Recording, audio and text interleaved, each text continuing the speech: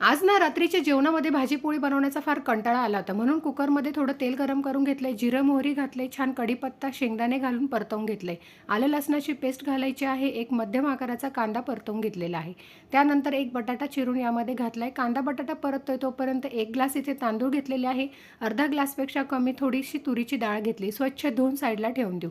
कांदा बटाटा सुद्धा इथे छान परतवून झालेला आहे. आता यामध्ये मसाले घालू. 1 चमचा धना पावडर, पाव चमचा हळद, 1 चमचा लाल तिखट आणि 3 मोठे चमचे काळे तिखट घातले. छान व्यवस्थित असं मिनिटभर याला परतवून घेतलंय. थोडीशी कोथिंबीर घालायची आहे. त्यानंतर जे आपण डाळ तांदूळ धुवून घेतले ते सर्व यामध्ये घालायचे आहे आणि व्यवस्थित मिनिटभर मसाल्यांमध्ये परतवून घेऊ. त्यानंतर 2.5 ग्लास यामध्ये गरम पाणी करून घातलेलं आहे. व्यवस्थित मिक्स करून झाल्यानंतर चवीनुसार मीठ घालायचं आहे. छान याला एक उकळी आल्यानंतर कुकरचं झाकण लावून मध्यम आचेवर 3 शिट्ट्या याच्या काढून घेतल्या.